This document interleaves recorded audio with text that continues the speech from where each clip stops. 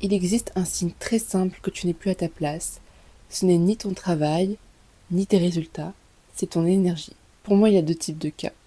Il y a le cas où effectivement, on est sur le bon chemin, mais c'est notre état d'esprit, c'est nos croyances, c'est notre ego qui nous font croire l'inverse. On se compare aux autres, on est dans la compétition, on a la peur du jugement, la peur de l'échec, la peur du rejet, toutes sortes de peurs qui nous influencent et qui nous empêchent d'être à notre potentiel et de nous épanouir dans ce domaine-là qui est normalement fait pour nous. Et dans l'autre cas, il y a le cas où on se force pour être à cet endroit-là, mais il y a tous les signes qui nous montrent que ce n'est pas notre place. Et dans cette vidéo, je vais plutôt parler de ce cas-là. Donc les premiers signes qui sont visibles, c'est la fatigue mentale, émotionnelle, physique. Pour clarifier les choses, la fatigue physique, c'est quand on manque d'énergie, on a envie de dormir, le moindre effort nous fatigue. La fatigue mentale, c'est vraiment au niveau de la tête, on se sent comme gonflé, on a des difficultés de concentration et de compréhension.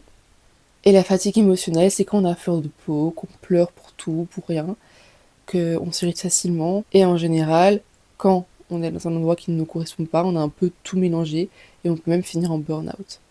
Par exemple, une relation qui nous épanouissait autrefois ne va plus nous épanouir, une passion qui nous animait ne va plus nous intéresser, on n'aura même plus d'énergie pour justement entretenir cette passion, pour entretenir tous ces projets. Non, on va juste être éteint. Et on va continuer à faire ce travail, à faire cette chose, à entretenir cette relation, jusqu'à vraiment s'éteindre totalement. Comment savoir si on est aligné avec notre chemin de vie? Il faut tout simplement regarder notre énergie. L'énergie, c'est vraiment la boussole intérieure, celle qui va nous guider et nous orienter vers notre but, vers notre chemin de vie. L'énergie, c'est comme un messager de l'âme qui va en fait nous transmettre des informations. Prenons l'exemple d'une relation. Je pense qu'on a tous eu cette relation où l'on se forçait, où l'on jouait un rôle, où l'on n'était pas nous-mêmes, où quand on rentrait à la maison, on se sentait vidé, fatigué, épuisé, parfois même petit, inférieur. Cette personne peut être une très belle personne, je ne dis pas le contraire, mais parfois certaines personnes ne sont juste pas alignées avec nous, elles ne vibrent juste pas la même énergie, et parfois on a tendance à se perdre dans les relations parce que justement on veut matcher avec certaines personnes et on force, jusqu'à en fait perdre nos objectifs de vie, perdre nos valeurs, perdre notre personnalité, parce que parfois certaines personnes miment la personnalité de l'autre et elle se perd elle-même, elle perd son authenticité, juste parce qu'elle a voulu correspondre à une énergie qui ne la correspondait pas. Et cette personne, au fond d'elle, elle va se sentir lourde à chaque fois. Elle va jouer un rôle qui fera qu'elle ne se sentira jamais épanouie dans la relation. C'est pareil pour les métiers. Est-ce que je suis heureux quand je me lève du lit tous les matins?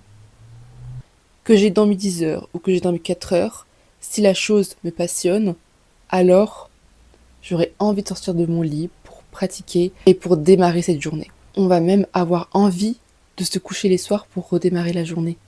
Par exemple, pour les voyages, je sais que ça vibre beaucoup pour certains. Pendant les voyages, on a tendance à se lever tôt, par exemple 4 heures du matin ou même 5 heures du matin pour prendre l'avion ou le train, etc. On a souvent beaucoup d'énergie pour nous lever le matin, pour pouvoir voyager, pour pouvoir partir, pour pouvoir respirer. On va pas puiser de l'énergie au fond de nous, mais l'énergie va se créer naturellement parce qu'on a cette passion, parce qu'on a cette volonté, on a cet amour pour la chose. Il faut savoir que l'amour, c'est la plus haute énergie, donc si on entretient de l'amour dans ce qu'on fait, alors l'amour nous sera rendu en retour. Et on sait tous qu'on aura des moments difficiles dans la vie, des moments pas évidents, des épreuves, des obstacles. Mais justement, si on fait quelque chose que l'on aime et qui nous passionne, ces épreuves sembleront plus petites et plus atteignables que si on fait quelque chose qui ne nous plaît plus et qui ne nous correspond pas.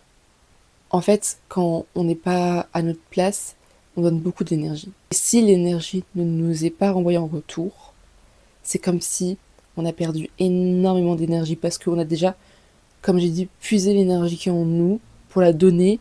Et si on a des échecs par exemple, on va tomber bien bas parce qu'on a donné tellement d'énergie pour recevoir très peu en retour. Alors que si c'est quelque chose qu'on aime et que l'on vient à un échec, ça peut faire mal, certes, mais C'est une énergie qu'on va donner avec plaisir, avec passion, avec amour. Donc on le vivra beaucoup mieux que quand on fait quelque chose qui ne nous anime pas. On aura tellement la volonté de réussir que, quoi qu'il arrive, on continuera, on se battra et on ne lâchera rien. J'en reviens au dernier point. Il faut savoir que le corps, c'est le messager de l'âme. Dès que l'âme souffre, elle va envoyer un message au corps, par des symptômes, par des pathologies, par des accidents parfois.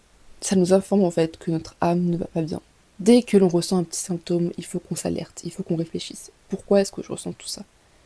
Il faut qu'on rentre à l'intérieur de nous et qu'on fasse une introspection. Parce que ça indique vraiment que l'âme, elle souffre. Et plus la douleur de la maladie est grande, plus ça indique que notre âme souffre. Un peu une part de rejet en soi. Ça veut dire qu'on ne s'aime pas suffisamment pour arrêter ce qui ne nous plaît plus. À cause d'un tel, à cause d'une telle croyance, à cause de ci, à cause de ça. Si on s'aime suffisamment, on peut justement arrêter ce qui ne nous convient plus et aller vers ce qui nous fait vibrer vraiment. Même si parfois c'est dur, même si parfois ça paraît irréaliste. Et justement, le rejet se manifeste par des pathologies plus tard. C'est pour ça qu'il faut vraiment conscientiser petit à petit et nous diriger vers ce qui nous plaît, vers ce qui nous anime, vers ce qui nous passionne.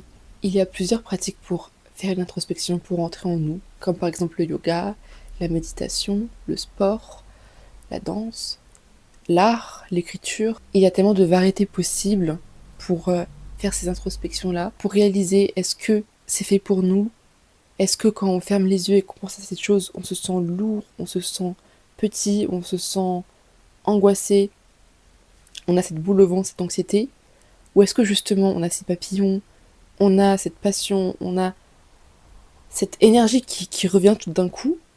C'est vraiment comme ça pour moi que on peut savoir si cette chose est faite pour nous ou si cette relation est faite pour nous ou non. La méditation, pour moi, c'est l'outil le plus puissant pour faire cette introspection, pour pouvoir rentrer en nous, écouter notre âme, écouter notre corps, qui est le messager de l'âme. On peut demander des signaux à l'extérieur, mais pour moi, tous les signaux se trouvent à l'intérieur. Bien sûr, nos proches aussi peuvent nous donner des conseils, peuvent voir de l'extérieur que ça ne nous correspond pas, mais en vérité, il n'y a que vous qui savez si ça vous correspond ou si ça ne vous correspond pas. Apprendre à écouter son énergie, c'est se respecter, c'est savoir dire non à ce qui ne nous plaît plus et à s'orienter, à aller vers ce qui nous fait vibrer, vers ce qui nous nourrit. J'avais vraiment besoin de m'exprimer à ce sujet et j'espère que ça aura un peu éclairé la vision de certains. Gros bisous!